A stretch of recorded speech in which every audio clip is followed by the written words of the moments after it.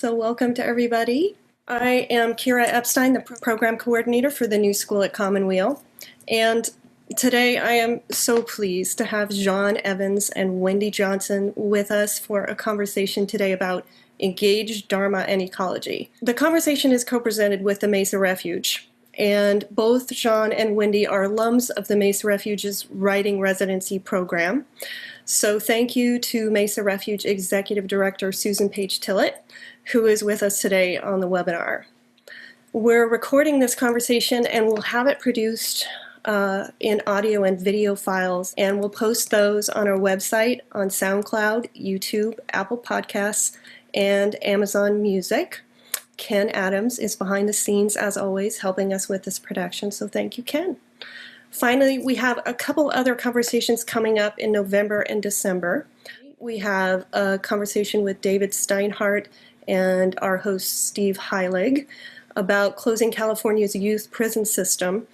This is a project that David has been working on in his juvenile justice program at Commonweal for decades, and this is a big win for him and for the juvenile youth system in California. December 4th, we have a conversation again with Steve Heilig and Frank Ostaseski. This is in our end-of-life conversation series, and we hope you can join us for that. And if you're listening later, you can always find information about all of our podcasts and events on tns.commonweal.org. Now let me say a few words about Jaune and Wendy, and then we will get started. First, I consider Jaune to be a friend, a co-collaborator, and a mentor. She's a writer. She's the executive director of Tamalpais Trust, which supports indigenous peoples saving sacred lands and waters. She's a Zen priest and a teacher with the Everyday Zen and Heart of Compassion sangha in Point Reyes Station. And she's a Mesa Refuge advisor and former board member. And now she's also a Commonweal board member, and she's a passionate participant in Commonweal's Healing Circles Global program. Wendy is a Buddhist meditation teacher and an organic gardening mentor who lives in the San Francisco Bay Area. She began practicing Zen Buddhist meditation in 1971 and has led meditation retreats nationwide since 1992 as an ordained lay Dharma teacher in the traditions of Vietnamese Zen master Thich Nhat Hanh and the San Francisco Zen Center. As one of the founders of the organic farming program at Green Gulch Farm Zen Center, Wendy's been teaching organic agriculture and meditation for decades. Since its inception in 1995, she has been a mentor and advisor to Edible Schoolyard Program, a project affiliated with Chez Panisse Restaurant. Yum! She served as a founding instructor of the College of Marin's innovative organic farm and gardening project established in 2009, where she taught organic agriculture for the first 7 seasons of the program. In 2000, Wendy and her husband, Peter Rudnick, received the annual Sustainable Agriculture Award from the National Ecological Farming Association. She is the author of Gardening at the Dragon's Gate, published by Bantam in 2008. There it is. Jaune and Wendy, we are so pleased to have you with us today. Welcome to the new school at Commonweal. Thank you. It's wonderful to be here. Activity. We are indebted to you for making this happen, and also thanks to Commonweal for all of the connectivity and healing work that they have done for so many years. And special thanks to Michael Lerner and to Oren Schlossberg, Arlene, Jennifer, and Van. Those are our beloved people who make this all happen at Commonweal, and there are many, many more. So thank you. I wanted to start out by saying hello again to Wendy. We just left each other a few minutes ago on another teaching situation, Buddhist teaching, what we do on Friday mornings. And to add to the bio on both of us, I have known Wendy since I was 4 years old. She is the older sister of my childhood friend, Sally. And she was very much a beacon of goodness to young girls growing up in suburbia. She was the first social justice pioneer I ever knew as a Vista volunteer, and brought consciousness of Appalachia back from her living there. And I think that truly that was my first taste of that. And you continue, Wendy, to be a beacon. And I'm delighted we get to do this together. So I wanted to ask you about the dedication of the book before I ask you a little bit more. The book is dedicated to the garden, a field far beyond form and emptiness, and to Peter for a lifetime of love and work. And I thought you might just start us out by telling us a little bit about how you and Peter have navigated this path together, because I know it's a beautiful and very powerful path. And he's always off camera. So I'd love to just have you tell us a little bit about him in that field far beyond form and emptiness. Yeah. Thank you. Thank you very much. Uh-huh. I will really look forward to doing that. And but before I do want to also express gratitude for our long friendship and collegial relationship in our practice, and knowing each other as family, friend, and more than that. So I'm extraordinarily grateful for this live stream between us. And also very much grateful for the work of Commonweal, which we followed since the very beginning, and for the privilege that Commonweal and Green Gulch Farm Zen Center share of being visitors, guests, respectful beginners, learners on native land, that we find ourselves this morning sitting and practicing in Coast Miwok territory, a long tradition, thousands of years of living tradition and practice, life force, and very much feeling that this morning in the long shadow of Mount Tamalpais. And feeling grateful for the gift of bringing together health, happiness, and deep investigation, thoughtful investigation, which is really the landmark of Commonweal, weal and wealth and goodness for all beings. So I'm really feeling that. You know, I'm going to stay a little bit with this, Jaune. I promise I'll get to your question. But also just to acknowledge where we are in the world right now, in this country with 115,000 people diagnosed with COVID-19 yesterday, the highest count. I think about a place like Commonweal that works to look at the causes and conditions that give rise to true health and dis-ease in these times, how large that question is and how large our call is, and particularly to be together this morning. And we chose this morning. We knew we wanted to have this conversation close to the national election and close to this unsettled and rich time, and to dedicate our practice to looking deeply at the issues that animate our life right now together in this country. So I'm extremely grateful to be together with you and with the audience this morning. You know, in the Buddhist world, we say as we begin, we set the intention for what we're going to do. And so I always thought of the dedication of the book as a way to set the intention. So of course, my stepmother said, well, you're certainly going to dedicate the book to Dad, right? And I said, no. What? I said, no, maybe to all fathers in the 10 directions, to the Father of the waters, to the Great Father, to some fatherliness. But no, the book is dedicated to the garden, to the unknown garden, and to the edge of the Dragon's Gate, and a field that is much bigger even than form and emptiness, to which we chant every day. So that was clear. It came up so strongly in the very beginning. And then I thought, but that's a little ethereal. I want to also dedicate this to my partner in crime, my hard-digging, hard-working husband, Peter Rudnick, and to the work that we've done, that we've been privileged to do together. 25 years at Zen Center at Green Gulch, and now very much in the world and connected. So I cannot manifest him. As you know, he's furtive. He ran away this morning.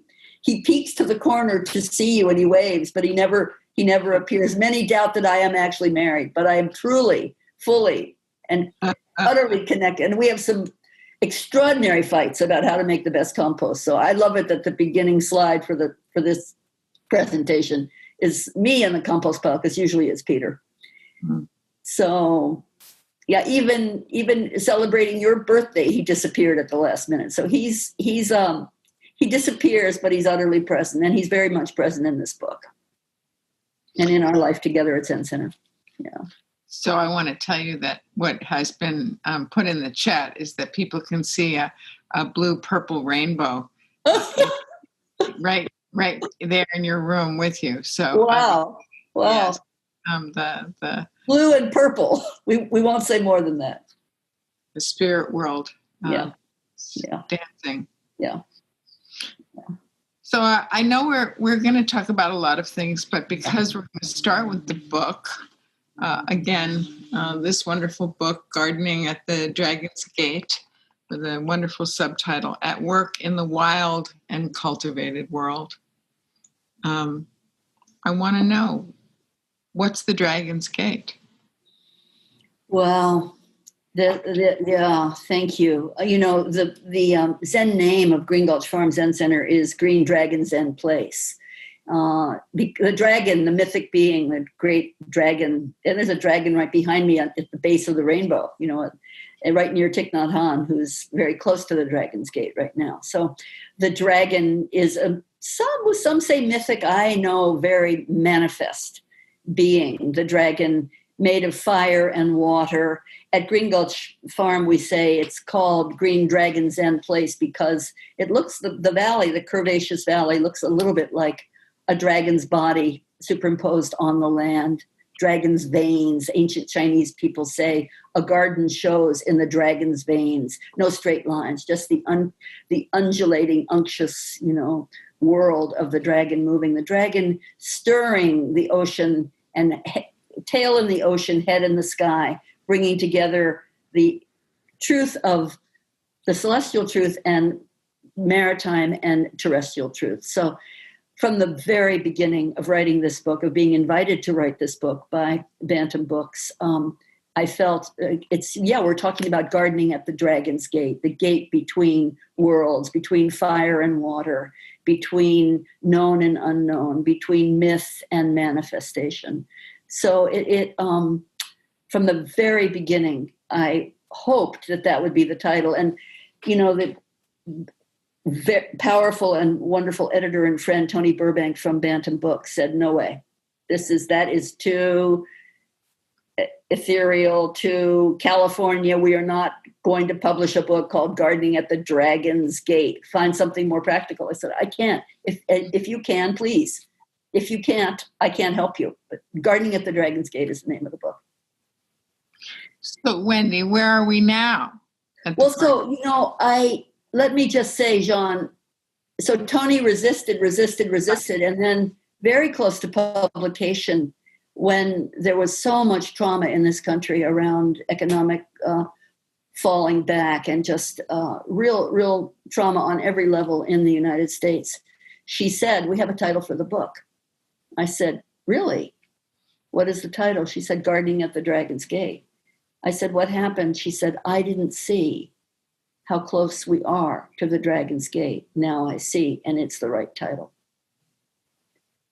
So Gardening at the Dragon's Gate is gardening at the edge of the known and the unknown world. And I wanted the book, but the book is also very practical. It's not a metaphor. It's not a Zen meditation.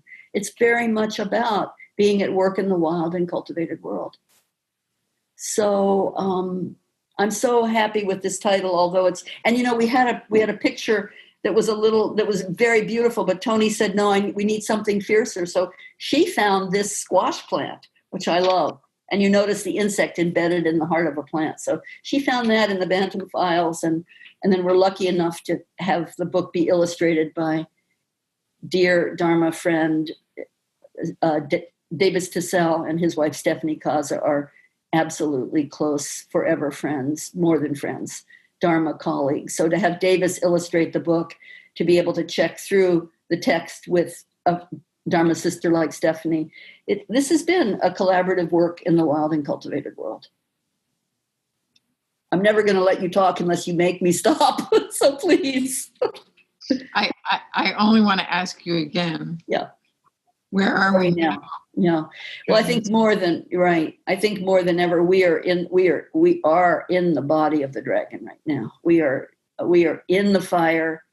We are in the catastrophic climate-driven chaos of our times. We are in the forces of pandemic, rising racism, and poverty. We are in the fire and in the deep water, and we have to respond. So the Dragon's Gate is opening and closing in our opportunity to be alive and to ask the good land, the good earth, to bring forth food out of this matrix right now in this burning time is of utmost importance. This morning in the Heart of Compassion Sangha, beautiful presentations from the practitioners about the importance of real food, not a ghost, and real work and real relationship and real remembering and real story. So this is dragon's work, and it takes a dragon's ferocity to do this work. Dragon Coast, on the Dragon Coast. Now, that sounds a little grand. You know, the book took a long time to write, Jaune. So my husband, Peter... Tell them how many years it took to write. 13 years. Everybody said, just write the book. Stop gardening, stop talking, stop studying, stop... And, you know, gratitude to Tony and to Jisho Warner and to all the wonderful people who helped bring this book forward, to all the many writers who've also struggled with the same thing. Do I write or do I keep going with my work? So 13 years.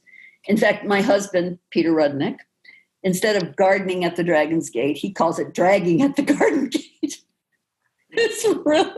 He's wicked. So yes, I dragged along at the Garden Gate, and finally this book came out. And it was a book that was invited to be written by Bantam Books to accompany the cooking books, to accompany the Beautiful Greens cookbooks from Deborah Madison, Ed Brown, and Annie Somerville. So it's a companion volume, I think. Yeah, let's talk about the connection between spiritual practice, especially Green Gulch, Tassajara, San Francisco Zen Center, and the movement eventually becoming more of it's a community-based movement, but it's also spread wide and far, and right. You are part of it in many ways, right. In many places. Right. Well, thank you. I know Kira made me promise I wouldn't do this, but I am going to hold up this wonderful picture of amigo Bob Contasano and his wife Jennifer laughing and smiling. Their wedding happened at Green Gulch. Amigo's the founder, one of the founders. No one person is ever a founder of the Ecological Farming Association, and almost 40 years of committed organic farming on the front lines and making food available. So we've with Amigo's teaching, and he's been an advisor to Green Gulch for many decades and is still very much in our lives. A huge gratitude to Amigo and Jennifer and the whole network of farmers. But from the beginning, we saw this as our spiritual practice, to grow food and to share food and to make sure that every being in every way and life would be fed with the same glorious food that was coming out of the ground from organic farmers, wherever we were. So that deep commitment, it's a 40-year long commitment, and fierce one. So food family farming has always been linked up. There is, as one friend said, no anonymous food. Every single morsel of food has a farmer's face on it. And we've learned not so much from each other, although that's been wonderful and rich, but from the land itself and from the food. So we see all of these beings as relatives, and we are in relationship and in kinship with food, family, farming, friends. And was it through Greens? Was it through those kinds of partnerships that you began to reach out? And where I'm going with this is, how did you finally become much more involved in native foodways and indigenous lands? I'm going to love talking about that because it's so important to me. But I do want to say, and you know this well because of the beautiful introduction you gave this morning to the Heart of Compassion Sangha, that the link between food and practice has always been intimate beyond measure. Ed Brown, food is not matter, but the heart of matter, the flesh, the blood of rock and water, earth and sun. And we taste this and we get up and serve. And we make a commitment to be fed and to treat food with the same care and precision that we take care of our own eyes and our own body. And we know that we're refining our life at every moment to be food ourselves for a hungry world. So, and this is not metaphorical. It's not philosophical. It's not Zen. It's nothing other than the absolute blunt truth of everything that is. And so, yes, it's been wonderful to be part of San Francisco Zen Center. We have a huge temple bell that we ring with a cedar trunk, boom, boom. And the inscription on the bell says, farming and greeting guests. The old voice of this bell, that voice is not hindered by the wind. So farming, growing food, feeding guests, and bringing people, everyone to the table is part of it's a huge part of our practice. And we're not there's no patent on this for Zen folks to be doing it. It's what food is. Food is life. We have talked about and agreed that we wanted to bring forward food as medicine and medicine as food, which has been so much a part of indigenous life.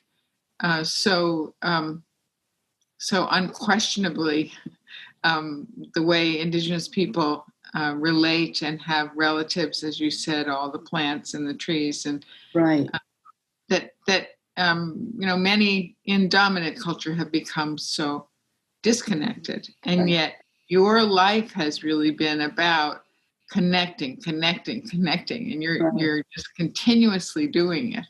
Food is medicine, medicine is food. Yeah.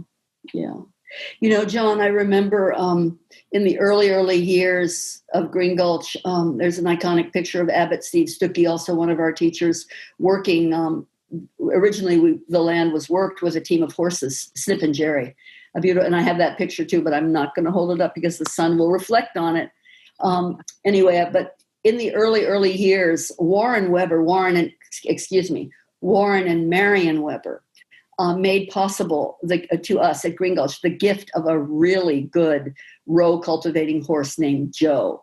Warren and Marion were ready at Bolinas to pass on from working behind the ample buttocks of this gorgeous big sorrel horse. They were ready to move to machinery at Star Route Farm. And so with a great deal of sadness, they called to see if we might be interested in having Joe join us at Green Gulch. And I remember Peter and I drove up to Bolinas with a big truck, and we laid down some planks, and Warren clapped his hands like this, and Joe leapt onto the boards and got into the truck, and we took Joe home and began to cultivate the fields with Joe. And behind that slow-moving horse, we could watch the land be opened and revealed. And one of the first things that happened early on was in the cultivation behind the walking plow, an arrowhead from Lake County gleamed and glinted in the sunlight, an obsidian arrowhead, and was turned up in front of the track, or within the plow track. And I remember Peter stopping the horse and getting down and picking up that arrowhead and realizing we are just fleas on the hide of God here. This land has been cultivated for generations, for lifetimes, and continues to be cultivated. So that arrowhead coming up and realizing this arrowhead or knife, obsidian knife, has been traded from Lake County for what? For abalone for shells. We don't know for what exactly, but we do know that we're on old land that's long been cultivated. And then it is our calling as beginners and, very much beginning farmers to pay heed to the original teachers, the land, and the people that have worked the land for so many generations. So what a gift. And that obsidian knife is a treasure and a reminder, and it's also been returned to the Native community. So that was early, right in the very beginning. I bet you didn't know that story. I've never told you that, but that was the sun shining on that obsidian knife was absolutely important. And then we had wonderful teacher Harry Kellett Roberts, who trained with Robert Spot in the Yurok tradition, not a Native person, but a person who was lucky enough to grow up at the mouth of the Klamath River in Rekha, to have a mother who directed him toward Native culture. And he was one of our first and early advisors, reminding us always that you're here for the long haul for 500 years, and there's work to be done lifetime after lifetime, and keep going. So, and always going back to the first teachings. Walking in Beauty is a book of some of his stories, produced kind of recently. So it was great to have Harry as a teacher. But not only Harry, the land itself and Native people coming to show us, working in the early years, right when Grayton Rancheria, the Federated Indians of Grayton Rancheria, were incorporated in 2000, and working with Figure to make sure to turn back the produce of the land, to return it back to the Native community, to people who are the first residents and always the initial or the original instructions coming from them. And we've done, we've done a paltry job, no patting ourselves on the back. There's much, much, much more to do, but also to remember that we're part of an older story. So much to say, and to hear from you too about this, how important Native foodways are and the relationship with our friends. Well, as you would say, I look forward to talking about that. But this moment, I want to take note of the beam of light again that's in the square with you, and you talking about the beam of light that fell on the obsidian arrowhead. Yeah. My own experience of seeing you at Green Gulch in 1978, and seeing the beam of light that came to you on the top of your head and the gold barrette that you had in your hair, and how fascinated I was by that. I was way in the back of the Zendo. I could not see anything. Baker Roshi gave a talk, and most people were at the end of the talk either leaving the hall or going up closer to talk with him. And I was going up closer to see what was that gold gleaming light up there. So it was Wendy Johnson, yes. So beams of light are leading us often into the mystery. And you, Wendy, have been unafraid to go into the mystery. At least it looks like you've been unafraid. Well, to do it a lot of times. These are fearsome times. Well, I'm curious though, in terms of what do you think gave you that courage? Who are you as the one who can go to the Dragon's Gate and work right there in the center of it? I think it's, I don't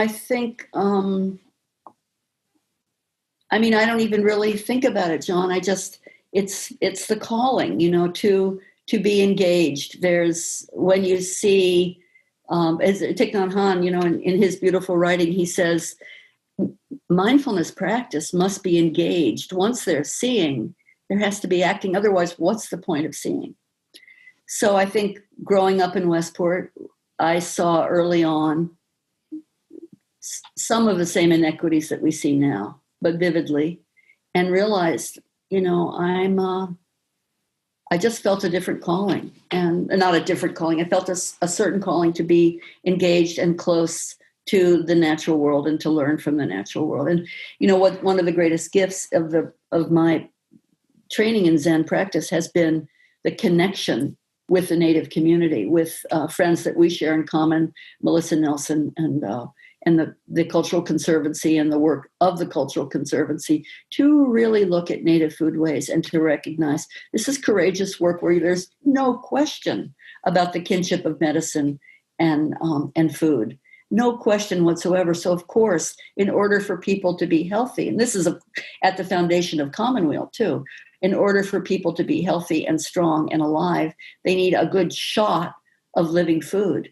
And not only, it's not food coming in separately, again, going back to Ed, it's not matter, but the heart of matter. So when you eat food that's grown well and shared properly, you go back in time to your original instructions. And it's very clear what to do. And I think many, many people are answering now to those original instructions. Many people, many beings, not only people. Well, yes, I agree. And I feel that, since we have been in this world that much has changed in terms of that connectivity between different movements, and food has been a great community connection for so many. We are learning about it all the time, that it's local and it's regional and it's national and it's international, right. And that it is finally intercultural, right. Which is really exciting. But it was not everybody, Wendy, to begin with, who could make the leap from Zen practice to indigenous relationship learning. Lucky us, right? Yes, but I think that you had, I'll go back to courage again.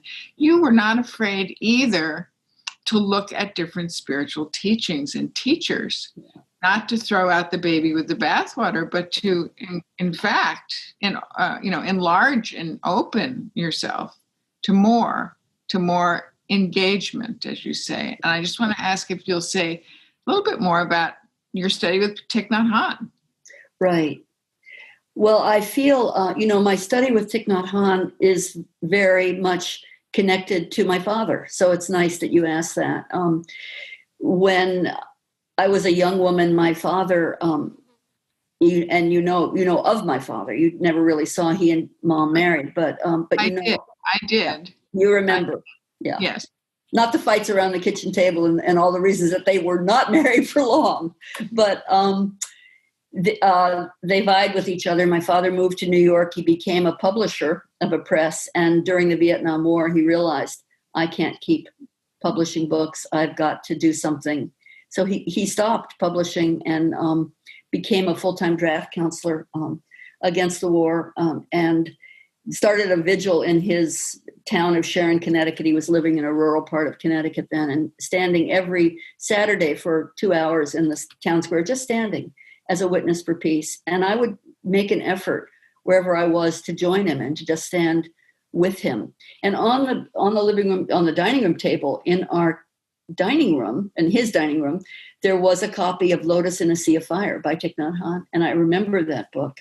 And my father said that he was reading the book to understand how to stand quietly enough in the center of the village to stop the war. It made a huge impression on me. And then in 1982, Thich Nhat Hanh visited, along with Joanna Macy and Robert Aiken and other fledgling members of the Buddhist Peace Fellowship. They came to Tassajara and visited us at Green Gulch, 1982. And I met Thich Nhat Hanh in person. We thanked him. I told him the story of my father and our connection and what my father's decision, and he listened very fully. And, he said to me, can't we have a Zen center without Zen and without a center? In the Buddha's time, there was practitioners moved anonymously across the land and were courageous in a way that can happen when you're not encumbered by responsibility. So can't we have Zen center without Zen and without a center? And can't it be joyful? Suffering is not enough.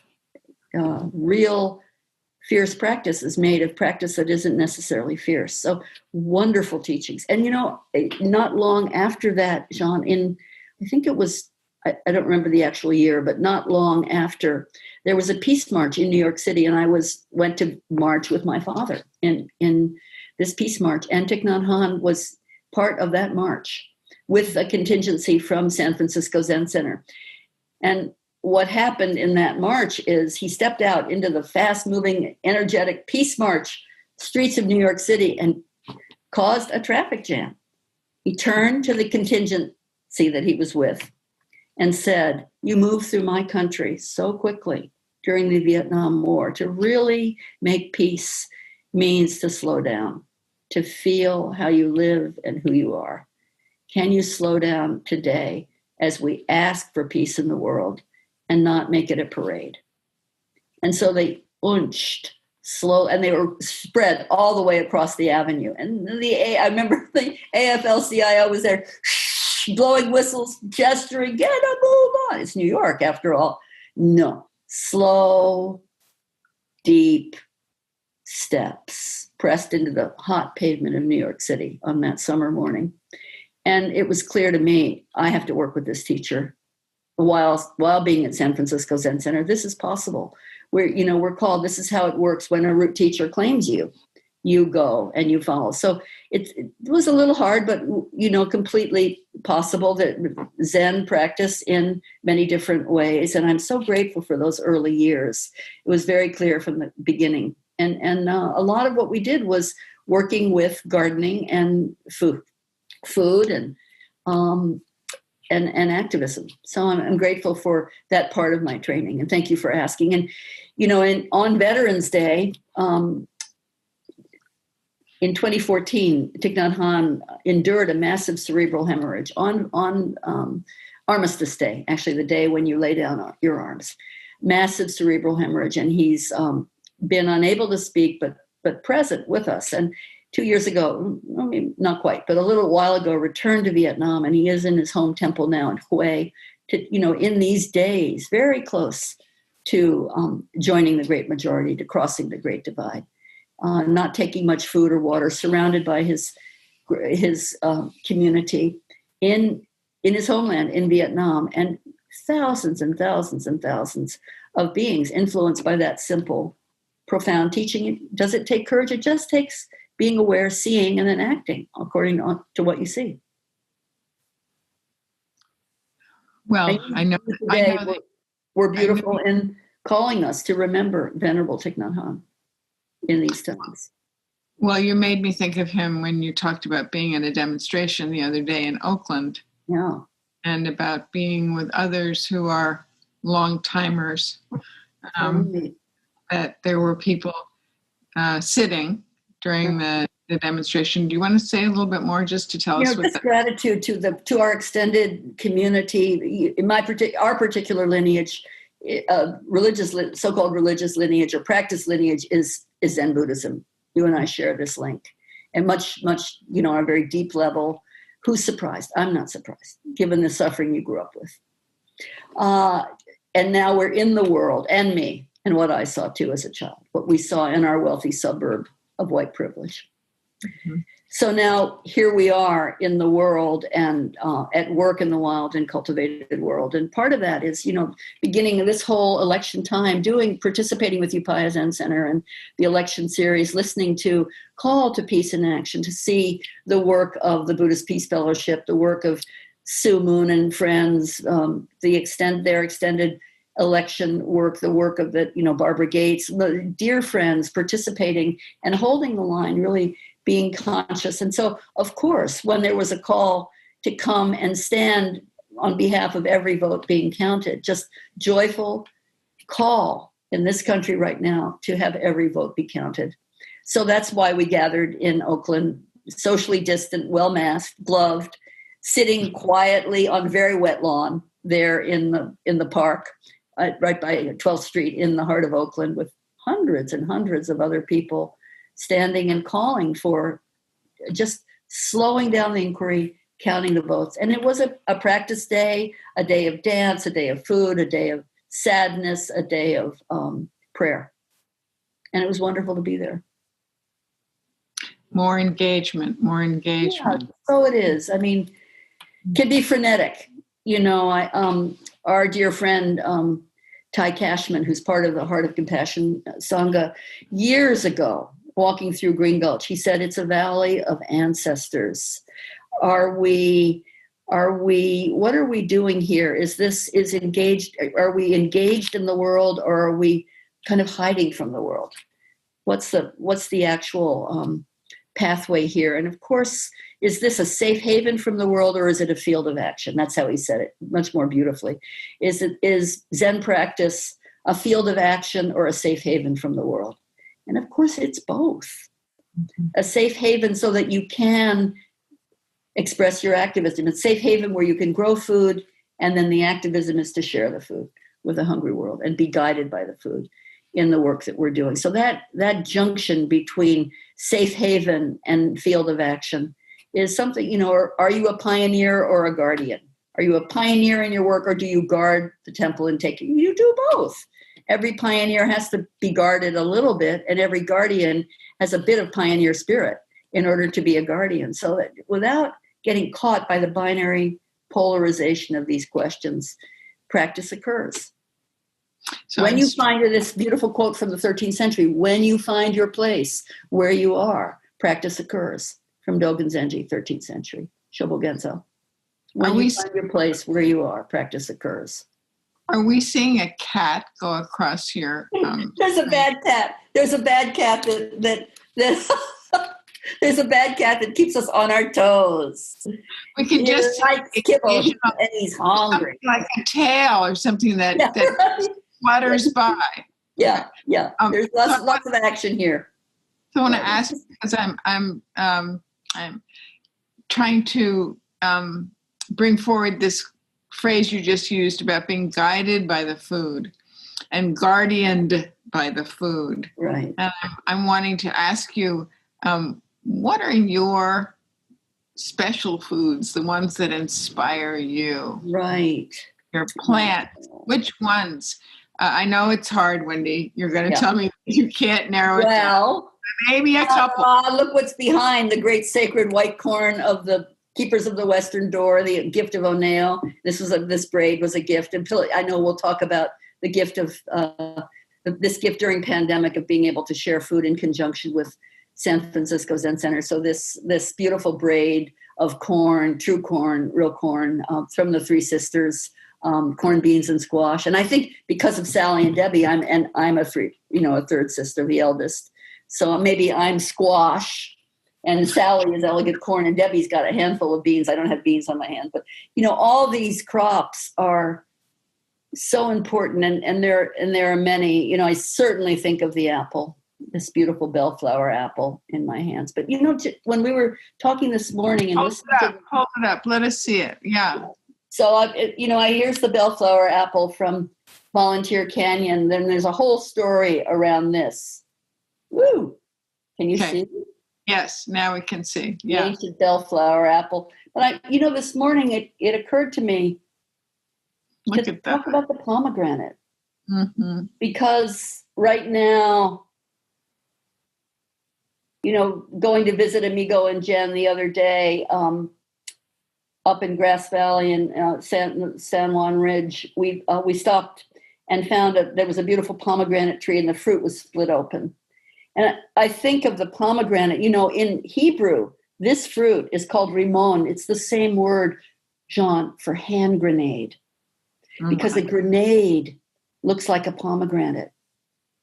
So this is the fruit of paradise. And probably, was the apple really the fruit of paradise, or was it a pomegranate? More likely, in the Middle East, the fruit of paradise was a pomegranate.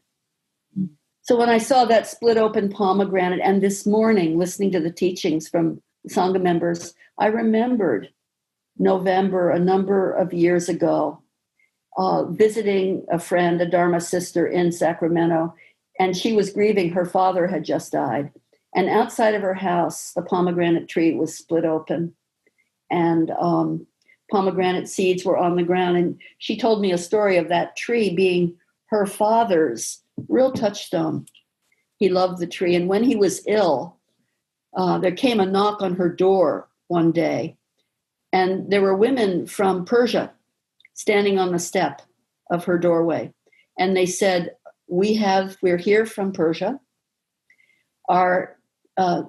We're sisters and aunties, and our beloved young son, who's 9 years old, is in the children's hospital not far from here. And before we go to visit him, we walk in the neighborhood and we notice you have a pomegranate tree and wonder if we might collect some fruit. And so the father was very enthusiastic. And so the women collected in their scarves and bags all the fruit that was on the ground. And they stayed at that children's center for a good long time. And right before my friend's father died, right before another knock at the door, and she opened the door and there was a jar of pomegranate jam on the step. And when I was with her, she and I had the last taste of that fruit. The fruit this is the fruit. You eat a seed of pomegranate because you're willing to go down into hell with all beings and live in the underworld, in Hades Town. You're willing to live underneath the world when you taste this fruit. And you're willing to see the unity, the terrible balance between fruit and war. You're willing to see and to taste that truth. So I think maybe this morning it's the pomegranate that's coming up. Where I wish we could split it open together and taste the seeds, taste the truth, taste the willingness to be under the ground. Now this is the season when we go underground. This is the dark time of the year when the veil between worlds is thin, thin, thin. We taste the fruit of suffering and delight and go under the ground and then come up new in the spring. The pomegranate is a great teacher, and it's splitting open its gorgeous receptacle now to drop out seeds of truth, seeds of paradise. So the paradise apple. And in a way, the signature pinched or crimped or pleated bottom of the apple and the pomegranate are united. They have a kind of pucker, and so this is, of course, where the fruit hangs from the tree, and this is the bottom. So they share some kind of identity. Obviously, they're not in the same family. I'm not going to go that far, but so this is the fruit I'm thinking of today, and wishing that we could taste it together. As you were talking about your friend and her father having this affinity for the tree, love for the tree, and you talked about the seeds on the ground, I was thinking about the tears of the tree, knowing that the father was dying, and how that closeness with plants, that closeness with the animated world of flowers and trees and shrubbery and weeds and all of it that we walk into every day, as you were saying, is ours to recognize as relative, right, and not to see it in a dualistic or binary. Yeah, and I think when we were thinking about this session and how we would speak together, I mean, right away, what comes up is Dharma and ecology. And Dharma, the Sanskrit root of Dharma, to uphold and sustain. Is also the root for tree and truth and farm. Mm-hmm. So a tree upholds, sustains, and speaks truth to power. And Dharma does the same. So Dharma and ecology and farming and growing and practice are very much linked, and we taste the truth. I thought, and you'd mentioned this, and again, from this morning's teaching, I had all these plants. See, Gardening at the Dragon's Gate's got all these nice little markers on it. But no, just like the practitioners this morning, I thought of something new. So let's get down and dirty. Let me read. It's only 2 paragraphs about. You can read as much as you want. Your fans are here. We're all ears. So I remember when Tony Burbank said, she said, we need to have a chapter in the book on pests. And I said, I don't believe in pests. I believe in integrating. And I'm a pest. I'm a colonizer. I'm not a native person. I'm a trouble. I've got ideas. Kale, I'm not clever enough to walk in the hillsides and winnow the seeds of the ancient grasses and forbs. No. So to have a chapter on pests, she said, just go for it. And it came in at 100 pages. And she said, good, 100 handwritten pages. Good Lord. And one of the pests I included was children, because children can be pestiferous in gardens. So when children are permitted to garden, not only might they develop, when they're permitted to really garden, well, let me start back a bit. When I was learning to garden, I worked with a Zen student who was a great gardener and a new mother, Daya Chadwick. This is Kelly, Daya Goldstein. Daya and David Chadwick were married, and their child is Kelly. Daya's son, Kelly, was about 15 months old, a wiry firecracker imp, shooting out random live sparks wherever he went. When he was in the garden at Tassajara, Kelly often pulled his clothes off and scoot crawled naked around the beds. Once we found him with a juvenile garden snake hanging out of both corners of his mouth. He was clamped down on the snake. This is true. Daya nearly collapsed from maternal shock. The baby saw her surprise, opened his mouth to laugh, clapped his hands, and the snake slithered away. No barrier or control ever stops a determined child. So just surrender. With Kelly, I confess that I laid mounds of newly cut stinging nettles around my prized bed of carrots that he loved to pull up and discard, but he tanked right through the nettles and continued until he reached and mangled every single new carrot. When children are permitted to garden, not only might they develop a love and sensitivity for the life of the green world, they may also find a stomach for grief and change. A dual force at work in every dynamic garden. I've learned not to protect young people from duality when they are in the garden, and not to interpret sorrow and death for them when they come upon it in a garden. Now, I learned this lesson. I learned it firsthand when I was a young woman, first working in the Zen Center gardens at Green Gulch Farm, and a young doe died right next to me. She'd gotten into the field in the early morning at the end of the growing season when the hills were dry and barren of food, a time very much like these times when so many of us are encountering black-tailed deer. We spotted her during communal work, trotting the periphery of the deer fence, tailed by her minuscule fawn, a little flea of a deer wanting to embed itself in her mother's hide. In our excitement in finding them in the field, we chased the deer, shouting, gesturing, trying to sweep mother and fawn along the edge of the fence line, out the open gate to the coastal hills beyond the garden, trying to save mother and fawn, but in our own Zen way. Not very mindful. We lost ourselves in the process, and we forgot the true nature of deer, their essential wildness. Deer cannot be chased or herded.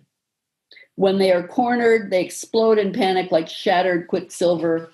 We watched helplessly as the doe panicked, threw herself against the deer fence, and broke her neck. Her little fawn bounded away in the rising light. Katagiri Roshi was working with us that morning. He put down his hoe, tied back his robe sleeves, untied his robe sleeves, which he always tied behind his back when he was hoeing. And we sat together near the foam-flecked deer. Should I put her out of her misery? Asked Steve Stuckey, who had grown up on a farm in Kansas and understood such matters. Just sit with her, Katagiri Roshi said. He told us quietly, and so we did. The doe died quickly, with a black gurgle of blood in her long, elegant throat. We carried her to the compost pile and buried her in the center of the heap, covered her with mounds of manure-rich bedding straw. Her bones were picked clean and absorbed into the pile in less than 3 months. Only her delicate skull remained, staring out hollow-eyed from the pile when we turned the compost heap early next spring, and we never found her fawn. I wish dear friends, that there was some way to garden without harming and taking life. I wish it. But I do not believe that there is. Gardener and pest are intertwined, made of each other. Practicing with this truth may soften the edge between us.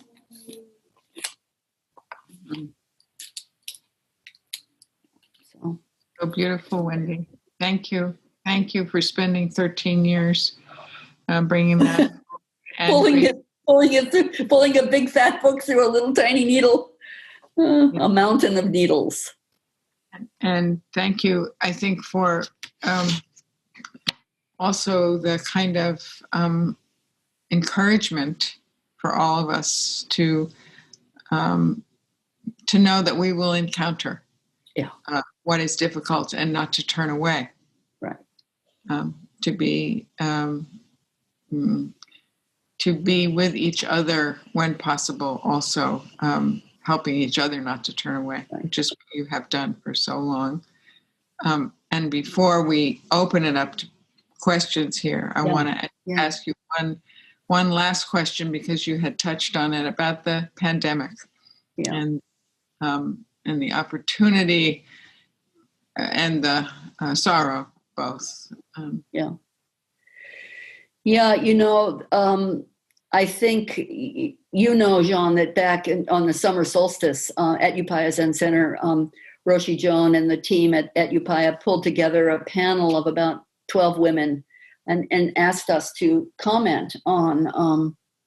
Fabulous. Yes.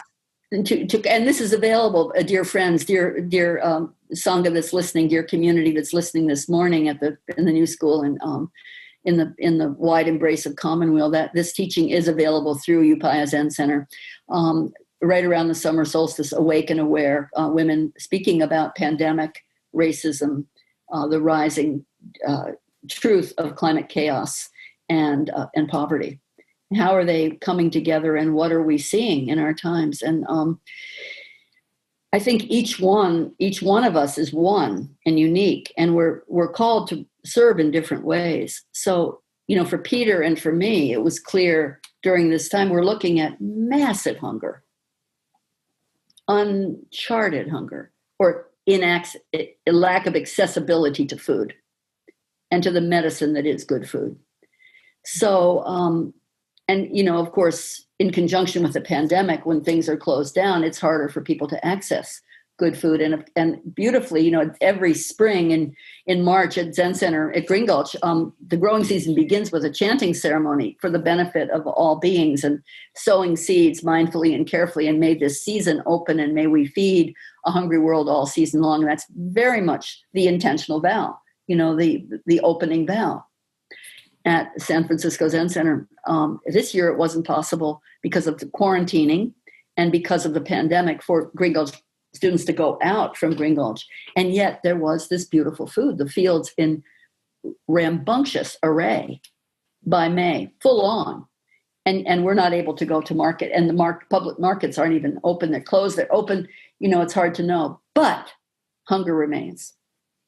Hungry mother, hungry world. 1 in 5 people in Berkeley lack access to good food in Berkeley.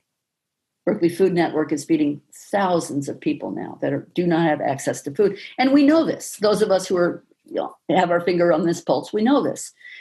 So Green Gulch is closed. Peter and I live next door. We penetrate the baffle, of course, suggesting to the beautiful team there, hey, you've grown the food. You figure out how to box it up, and we'll take it to people in the world who'll know how to distribute it. And this was key. We're not going to be the saviors, Peter and Wendy, that are distributing food. Oh, here you are, poor, hungry people, take this food. But if we know people who live in the communities, in the wider community, those people can distribute the food without any question. So, of course, we were very fortunate. And we had this triple treasure, actually. Former Zen students, 3 incredible former apprentices out in the world, one working in Alamany Community Farm, 2 working at a small school garden. They took seedlings, and Peter and I brought them out. We met. we met these three former apprentices, they're, leaders, Sarah Manal and Jack, and they took we distributed 25,000 seedlings that were planted in school gardens and community gardens, and they knew where to go. They took flats after flats, and they knew they had to bring the flats back, or they'd get, they're trained at Gringo, so you have to bring the flats back, clean and empty. So we had this process happening from May until yesterday. Actually, yesterday was the last distribution to the Fellowship Church in Marin City, where there was, we've delivered huge amounts of food, and then primary donation to the Native community.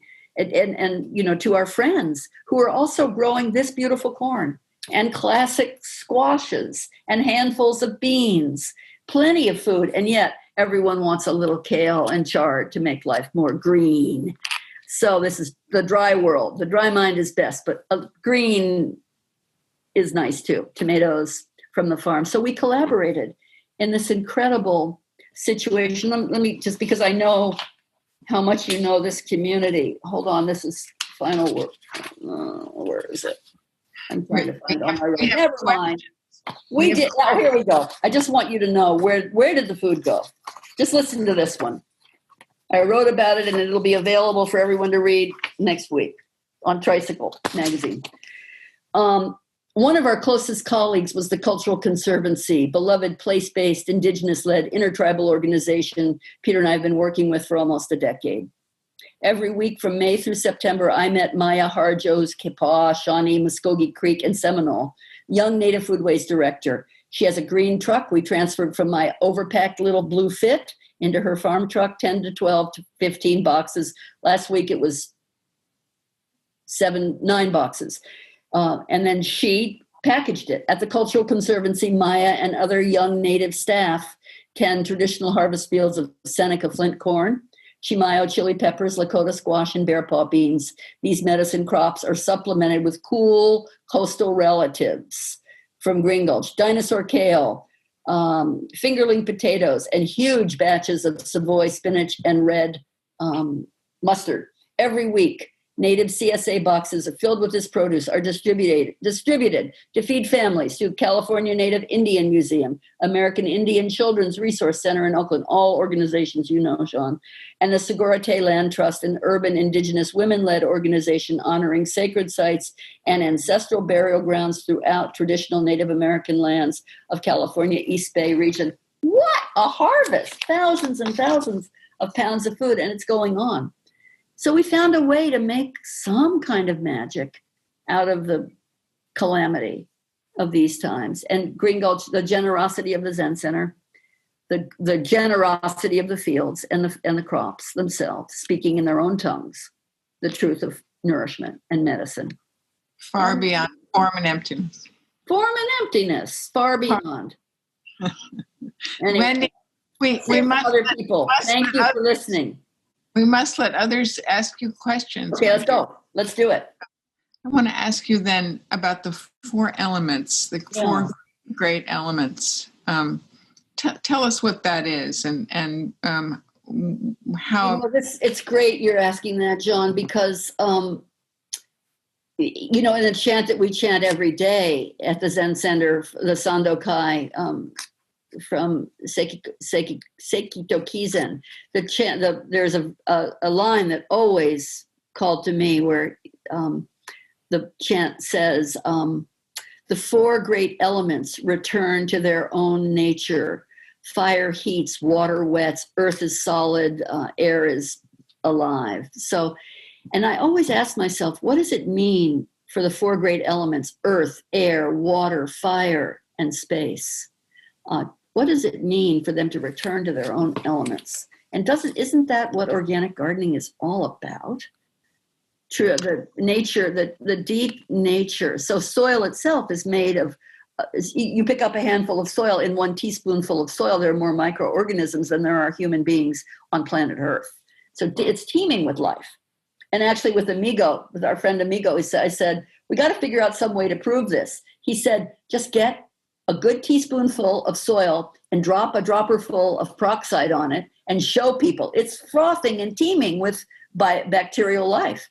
So sure enough, we would take that out to children, show them a teaspoonful of good earth with a little peroxide on it, erupts with a fire of intentionality. So if the four great elements, when the four great elements return to their own nature, then earth includes air, it includes airspace, it includes water, it includes the mineral truth, and it certainly includes the mycorrhizal or the microbacterial world, all in one. And of course, that's true with water, including all the elements, fire, and air. Well, it's also true of us teaming with microbacterial. There we go. Which we are beginning to own as we begin to learn about gut health and all sorts of exactly.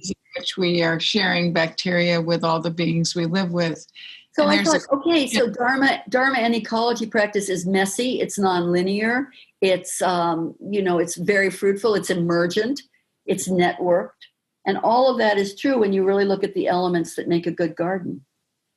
So I'm going to ask you some of the questions in the chat. Good, I'm ready. One is a question about, do you still teach? And do you practice the elm dance?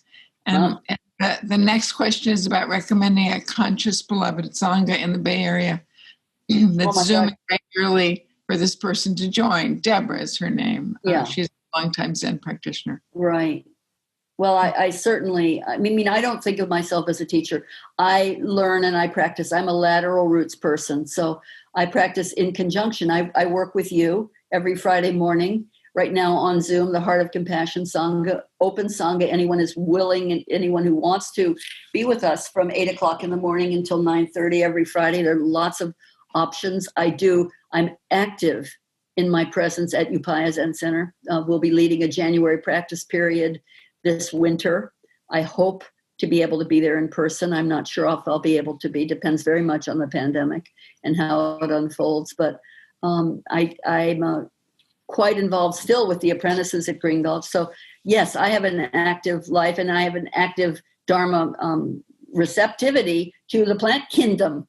So we have a small nursery at home. So there's lots of ways to be involved and to be active, and we would love to have you join us on Friday morning. I'm putting in the chat the Zoom link, and the invitation, as Wendy said, it's open to anyone who would like to come. Yeah.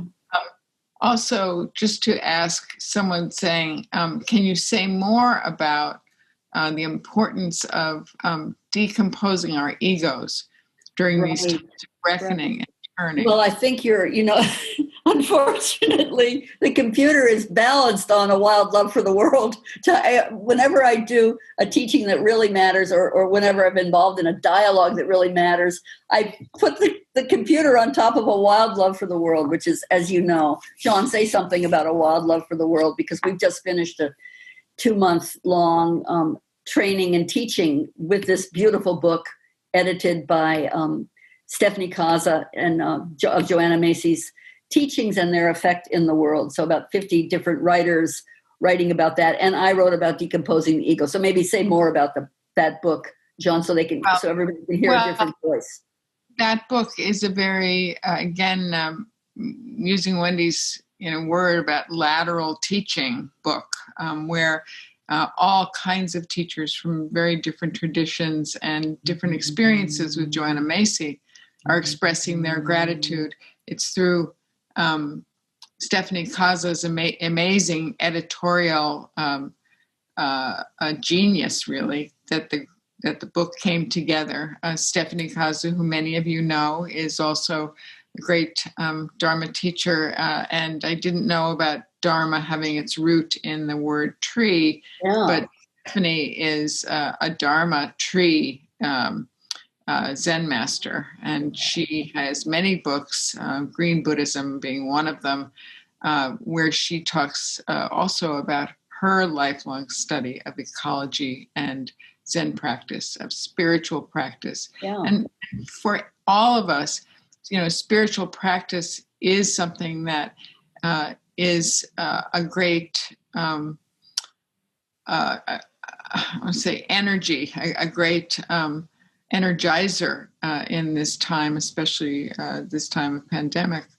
to be able to have books like these, Wendy's book, Stephanie's books, and also A Wild Love for the World by Joanna Macy. What we're seeing now is a kind of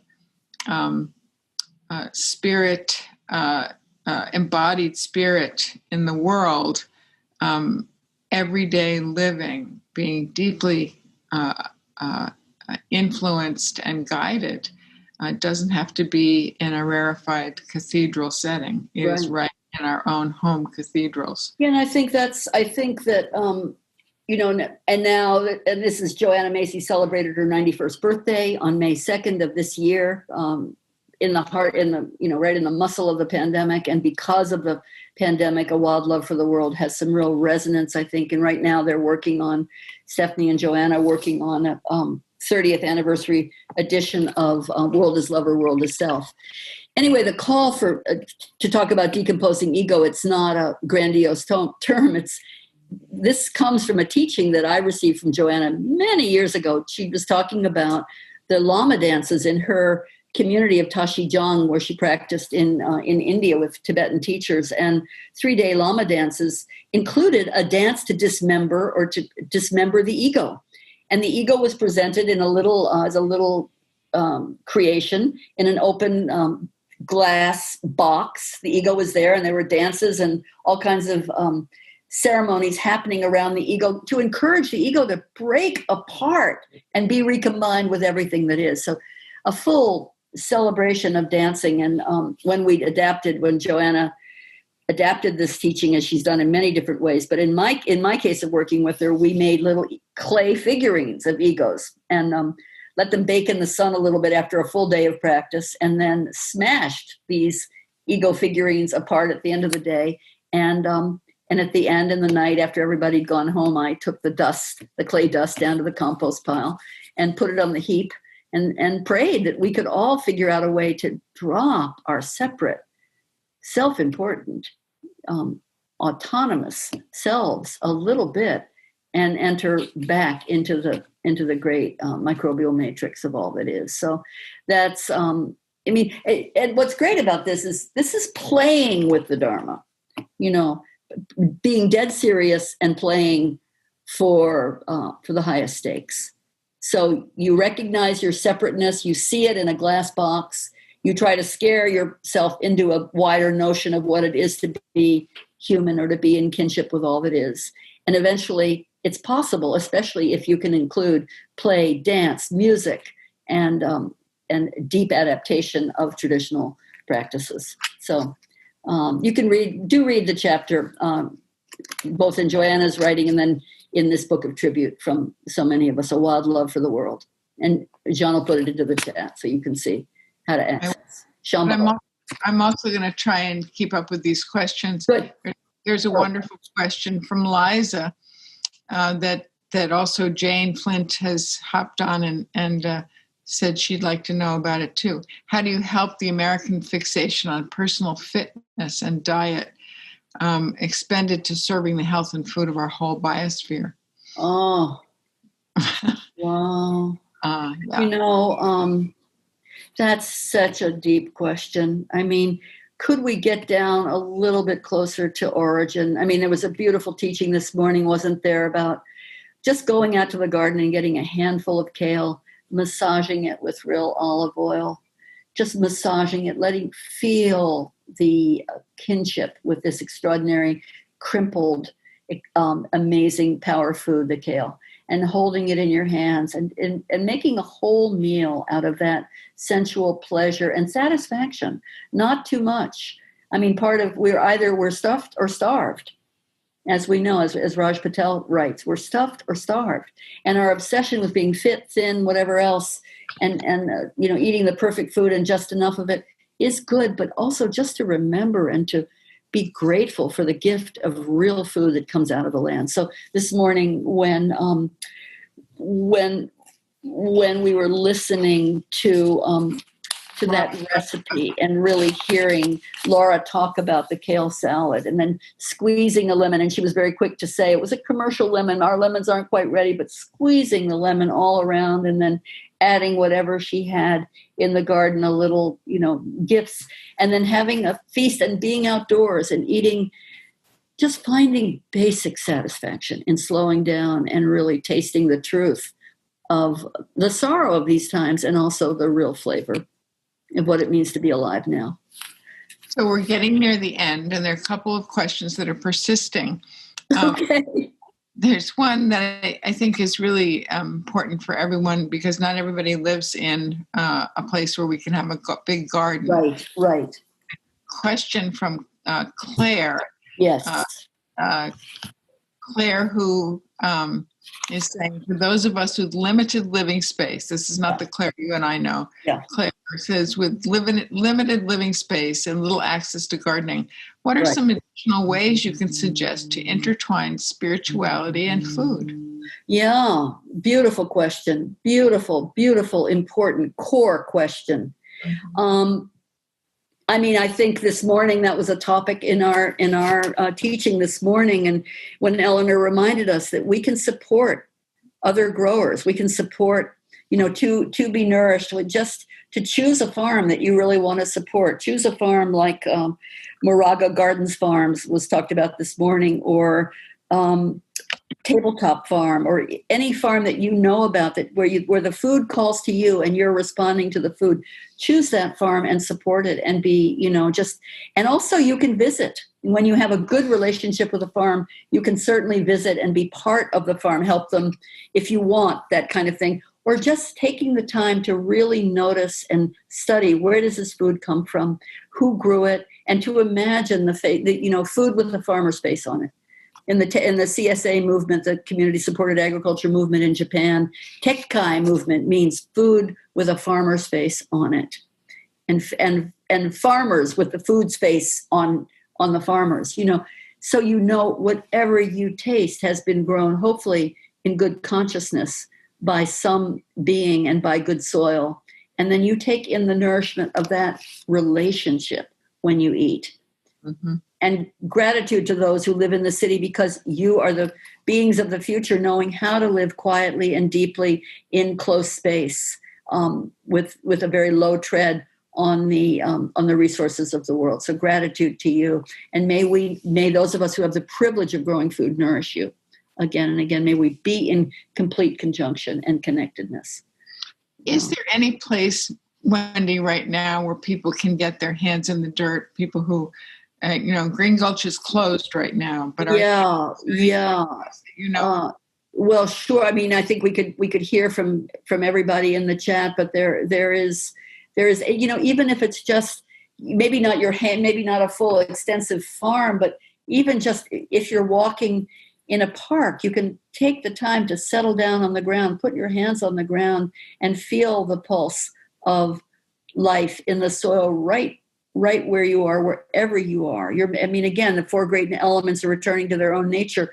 We're made of land and water and air and of fire, the fire of metabolism. So, just walking outside near a park, or even just a teaspoonful of soil, remembering that even in a teaspoonful of soil, there are enough microbes. There are more microbes than there are human beings on planet Earth. So gratitude for the elemental truth of all that is, and not turning away from it. And also recognizing, I think I'm not saying you have to only connect with fertile soil. Recognize damaged soil. Recognize its nature. Hear its song. Hear its call. Hear its remembering. Hear its plea.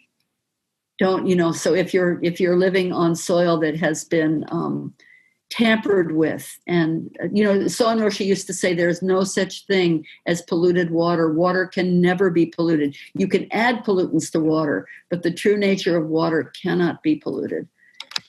So I think don't think that you have to only have pure, iconic, organic soil. Any speck of earth brings forth communion and connection. I'm going to just ask, because you'll chuckle when I do. Steve Costa wants to know, what's the title of your next book.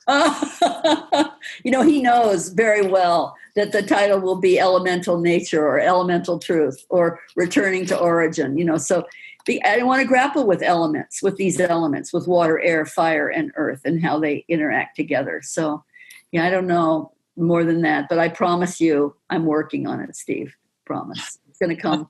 It will come forth. And thanks for all your support and help. Yeah. Everyone. Steve and others in the sangha have been of wonderful help, and also in the whole region of wonderful. Yeah. Bringing forward so many beautiful elemental Dharma, elemental. Lots of possibilities. But I know the word element is in it. What do you want to say in closing, Wendy?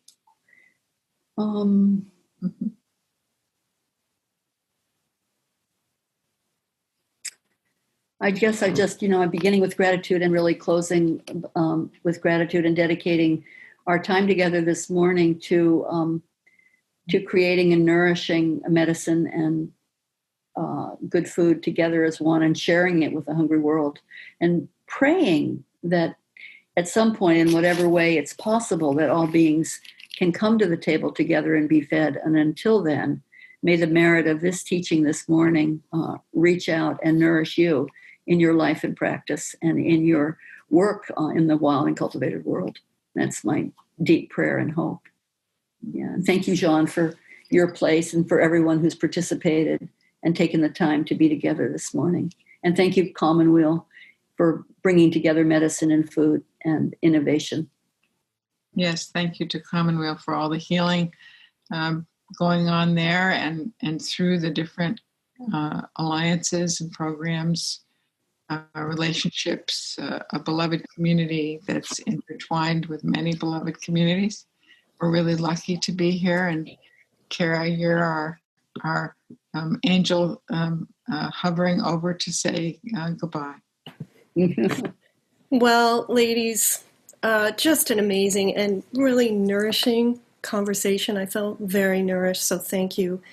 I can't wait until it's safe to visit Green Gulch again. Yeah, so thank you for your presence and what you brought to the conversation. I'm thinking about Pomegranate, and I'm celebrating what it brings to us today, and thinking about all the tips that you gave us for really making the connection between food and nourishment and spirit. So we'll have the recordings produced from this conversation available in about a week or two, and we hope to have you at another event with us soon. Jaune Evans and Wendy Johnson, thank you for being with us at the New School at Commonweal. Thank you. Thank you very much.